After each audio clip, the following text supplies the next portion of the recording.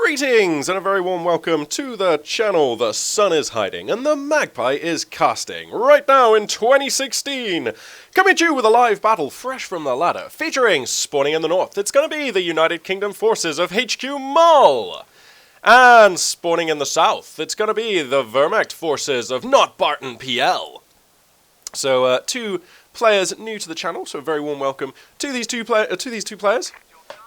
The map here is going to be Crossing in the Woods. Of course, this map's been in the game for some time, so I'll just pan around it to refresh your memory of exactly how it's laid out and where the cover and structures are, as the two forces spread out across the map and the initial scuffles look to get underway. Of course, this map wasn't changed in the December the 3rd patch, so there won't be anything particularly new or shocking to any of you out there. Yes, as you might be able to tell, I'm still slightly ill. My voice is just a little on the deep side, but it's not quite movie trailer deep anymore, which it was for the last day or so. Yeah, I'm pretty much on top of this cold, which is really good. So I'll be able to resume regular casting with my regular voice, and hopefully have things back to some sort of state of normality as we move into January. I hope everybody out there had a really good New Year's celebration. I hope everybody kicked off 2016 in style. Had some fun, started as you mean to keep going. I myself had a great time. It was actually really fantastic. Had a whole ton of fun. It was really good fun. Spent it with some friends of mine, kind of just a little further up north in our green England, near the Midlands. So yeah, that was really cool. Let's take a look here at the opening build orders for the two players. We've got a sniper, Zimager, on the field already and claiming his first headshot here. Zimager gonna sneak on out here. And claiming his second already. And of course, firing against Tommies. Remember, these guys are pretty expensive on a per model basis, so this sniper stands to level up rather quickly. Look at this, he's only got 2 kills, but that's already like 25% of his first level of veterancy. Such is the luxury of sniping at British troops. Gets a third there for his money, and he's kind of angling for this last guy, but I don't think there's any chance he's ever going to get that. So the British player... going up to 3 squads of Tommies. He's got a Vickers gun on the field, pretty standard stuff for the British player here. And we'll look to see if he tries anything with these upgrades or anything like that. He could go for bolster infantry squads or something like that, but we'll see what he decides to go for. The German player, of course, he'll be looking to get to Battle Phase 1 as soon as possible. The build order for him, after that sniper, he's got 2 of Grenadiers, so all looking pretty standard for NotBartonPL at the moment. On the back of that sniper clearing out the Tommies on the left-hand side, if I crack the tactical map here, you can see the Axis player has been able to capitalize, grabbing a lot of land here on the left flank. He's going to be grabbing 2 of the victory points, and he's also connected up a fuel and a munitions point. Now, it's pretty even at the moment. If you look here on the right-hand side of the map, the British player is matching these land grabs with this squad of Tommies. So I guess it'll pretty much come down to who's able to get the upper hand in this fight here in the mid. Whoa, this sniper here. Set to hold fire, but set there in a risky position. This Vickers is going to fall back these Grenadiers who are capping the middle victory point. Another squad of Grenadiers here, going to get kind of caught out by 2 squads of Tommies here. And despite being in the building, I don't think that this is a fight they'll be able to take. Tommies can pour out damage pretty quickly, especially, of course, when they're getting their rate of fire bonus from cover. And I think if you're going to capture this point, the best place to capture it from would be just here, because that way you get the rate of fire bonus and some cover, and you're capturing the point. So I reckon that would be the best positioning. Here comes the squad of Pioneers, though, for the German player. Their DPS at point-blank range is actually, it's not nothing, you know. I mean, they're a weak combat unit generally, but, I mean, look, here we go. When they get this close, they can actually put some damage on. So they're going to do something. And, of course, they vet up very quickly. Look at this veterancy bar, very rapidly rising to half a level there. And these are a squad which, once they start vetting up, they do get some relevant abilities that are helpful in the mid and late game. Improved repair rate, chief among them. So... always worth, when you can, trying to vet up your Pioneers, and to that end, the flamethrower upgrade finishing on that squad. Let's take a look at the British base here. We've got the platoon command post just coming online now, so we can look to see 50 cal snipers, the good old quarter pounder AT gun, which I know is really not called a quarter pounder, I just kind of like that name. And of course the Royal Engineers, which are a pretty core unit, of course, for the British forces. And we might see some fortifications coming down for HQmul as time moves on. Now these Flamers going to get in range of these Tommies in heavy cover, going to start putting some good damage down here. MG42 in a decent position. That's going to be enough to displace this Vickers, which was kind of in an awkward position here, unsupported and pretty much surrounded by an MG and some Grenadiers. And I think the German player is slowly but surely getting the upper hand over here. This sniper here not taking any shots, but providing all the intel he needs on where his opponent's units are, and indeed what the force composition from the British player is.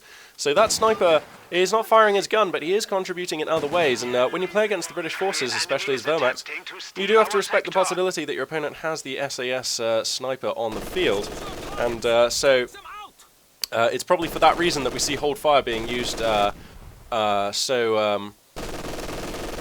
committedly. That's not a very good way of phrasing it, but yeah, you know what I mean. He's really putting a lot of stock into this hold fire. Anyway, got a squad of Tommies here coming in from the south, actually. It looks like that's going to catch this MG team unaware. They're going to get into cover as well, so that's super annoying. We're probably going to have to see the fallback from this MG42, unless, nope, having said that, Zimager and a squad of Grenadiers here going to be just the reinforcements this machine gun team needed, and going to get them out of jail there for free.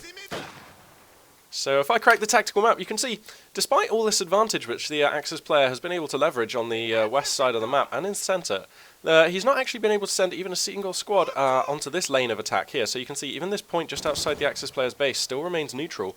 And if he could just spare one squad, the Pioneers would be a good choice after they build a building here, say.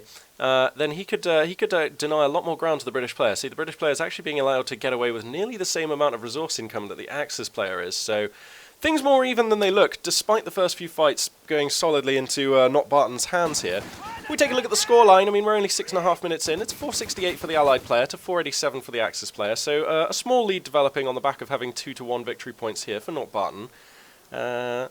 So important stuff, and if he's able to maintain that, then that lead will grow. And against the British forces, especially when you play as Wehrmacht, you do want to build up a ticket lead in the early game. It can be hard to cause a point swing in the mid and late game. British armour can be quite hard to to get anything done against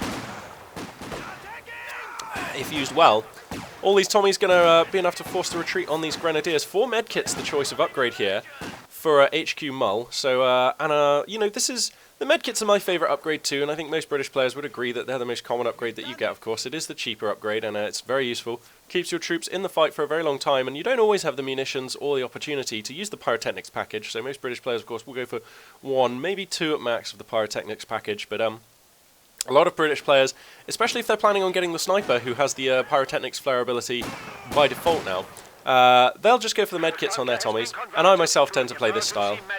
Wow, this Major getting very cocky, staying for a very short-range shot before falling back there. He's up to 1-star veterancy, so he has the access to his incendiary round, which it's a useful ability, and it can obviously aid you greatly with squad wiping single model retreating squads. Of course, when you use that incendiary bullet ability, it has to hit 1 model in the squad, so if an enemy squad is retreating with just 1 man, you are guaranteed to get that squad wipe if you use the incendiary round on it. So it's a pretty cool ability. Pardon me. Seems we've got a mortar pit being built in a very defensive position here, and I do like that positioning from the British player. It should still be in range of 2 of the victory points here, and being here, it's going to be very hard for the Axis player to assault it. So, although it is quite defensively placed, and I myself, I always get too cocky. I always try to position my mortar pits too aggressively. Like, if this was me, I'd probably be trying to think about building it here, maybe here, and that is too aggressive, I think. I think this is the right choice, especially after the way the early game has gone for the British player. I think putting the mortar pit here is really good, and it's going to start firing now. So here come the first rounds. They're going to look for this MG42 team. No hits straight away. Vickers gun here in a very nice position, actually. Going to suppress a lot of Grenadiers. That's going to force the fallback, and actually that's a lot of the meat of the Axis forces right now. NotBartonPL has chosen his commander. He's gone for the mobile defense doctrine. Just press pause on the YouTube channel if you want to overview those abilities. There is a fight going on at the moment, so I won't leave them on the screen too long. So yeah, because of that, he's been able to call in these Ostrupin. Now remember, this commander was changed in the December patch, so these Ostrupin cannot arrive with veterancy. I believe there is still a chance for them to have an LMG-42, but that chance has always been small, so getting 2 squads without the LMG, not uncommon here. So anyway, yeah, bolstering his line with the 2 squads of Ostrupin, and this seems like the perfect choice to send down this right-hand lane and just get a lot of capturing done. So I do like this choice from NotBarton. Of course, he'll also have access to the Puma as time goes on, and I mean, the Puma on this map is fantastic. The Puma is a great unit to micro at the best of times. I really enjoy it, and this is like a really nice map for the Puma. It's very open, there's lots of lines for you to reverse and move forwards along, and you can really abuse the Puma's long line of sight and range. Whoa, 2 snipers Oh, this is horrible times, and I have to feel like this will be, well, okay, not a squad wipe due to a very prompt fallback from HQmul there. And 2 snipers against British forces can be taxing. And there hasn't been an SAS sniper on the field, although the 2 mortar shells land, and one of the snipers is just smack bang in the middle of a crater there. So getting punished. I mean, the mortar pit is an appropriate counter to some extent to snipers within its range. It's not as good a counter as like a Soviet mortar team, because of course you can't move it around, but yeah, it'll do the job as demonstrated, and yeah, these snipers are going to have to be very careful here. A lot of Grenadiers going to get up close here. We've got a Royal Engineer squad with Piats here. Now, they're not really going to last very long at this kind of range, I wouldn't have thought. How many Piats are on this squad? 2 Piats. So yeah, they're probably not... Wow, of course I do forget Piats are quite effective against infantry, aren't they? So able to get some work done against those Grenadiers. But there comes the fallback, and just in the nick of time. Pardon me. Those 3-inch mortars don't take prisoners, especially when your squad's already down to 2 men, so... able to fall his squads back just in the nick of time. These Ostrupin doing what they needed to do. Now, he's kind of awkwardly moved this squad of Ostrupin out of the captured zone. That is slightly awkward. I think he could take this fight with the Ostrupin position here in the light cover and still capture this point. So, slightly awkward there for NotBarton. Just a small error or misclick there. I mean, it's not really going to be that impactful, but, you know, every victory point can count when you get to the late game, so... Anyway, let's take a look at the teching here for the Axis player. He has not gone to Battle Phase 2, and he has a lot of fuel stacked up, so you have to feel he's going to be relying on the Puma and the Panzer IV call-ins. Of course, the medical bunker in the HQ, pretty standard stuff for Wehrmacht players. That has been established now, enabling him to heal his troops as and when they fall back. I'm just panning around the map here. I mean, obviously, if you look at the minimap in the bottom left, not hard to see that it's pretty grim times right now for the British player. He is solidly on the back foot. The resource differential right now, if we look at the Axis player, he's at 42 and 57 fuel and munitions respectively. Compare that to the 7 and 11 for the British player. And you can see how badly HQmul is falling behind right here. Now, he has managed to establish his company command post, so he does have access to the heavy hitters for the British forces, but he's not going to be able to afford one for, well, if he wants to go for a Centaur, he could do one within the next minute or so. But I'm not sure that that's going to be enough. It might be right now, because actually, NotBartonPL is falling into that trap, which Wehrmacht players, it's very easy to fall into, where you're just doing so well, all the way up to the 12-13 minute mark. You're just kicking ass with Grenadiers, MG teams, your weapon teams, snipers, just playing the Wehrmacht game smoothly and efficiently, and you don't actually invest in any anti-tank weaponry. You don't have any Panzer Grenadiers, or if you do, you don't have the money for Shreks, or you don't have any pack guns like this. And a Centaur right now could really take the wind out of the sails of this force. Now, I mean, it's quickly fixed by buying a pack gun, but he really needs to get that done like ASAP, because a Centaur right now would be pretty backbreaking. HQmul right now, he just doesn't quite have the manpower to buy the Centaur. It does cost 340, so if he keeps saving, he'll have it shortly. So keep an eye on his resources as this number here approaches 340. We'll see if he goes for that. Whoa, this mortar team just taking more scalps here. Up to 2 stars of veterancy, 4 kills on that unit, so it has no doubt been efficient. 4 kills doesn't sound like a lot, but the amount of damage it must have dealt, very high, I think, for it to be on that number of stars of veterancy. The sniper has been replaced, so Zimeja has his friend back in action here. And I feel like the British player is just about managing to erode the control, erode away at the map control, poke back at the Wehrmacht player, punish him for stepping in range of the umbrella provided by this mortar pit. And I kind of think, oh, a Cromwell is the choice, so saving up for the medium tank here for the British forces, and I do think this is a better choice than going for that Centaur that I was on about.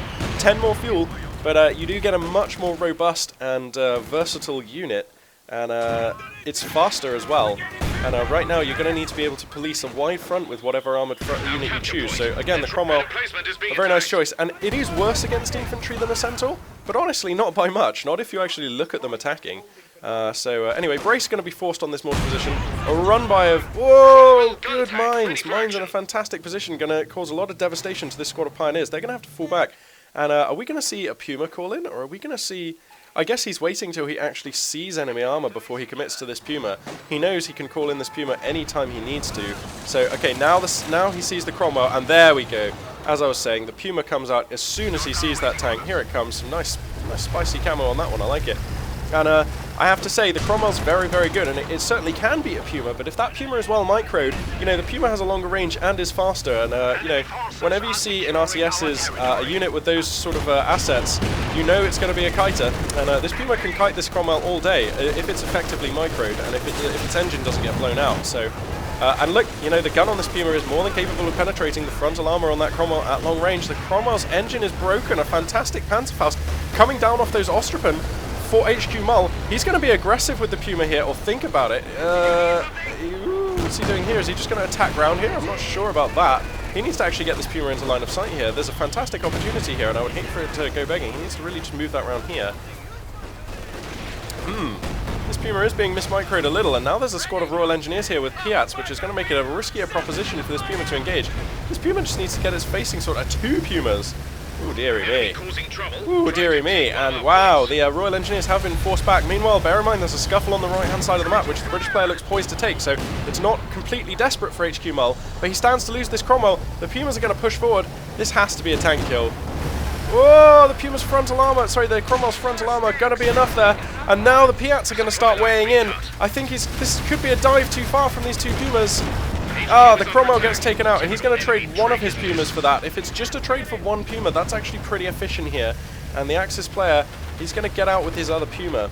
Now, of course, a Puma costs 80 fuel and 270 manpower, so that's a pretty good deal there. He's even going to sit tight and have a crack at this mortar position, actually, from a very nice position here. So, this game going pretty hard right now for the British player. I mean, he's getting some work done out and about on the map.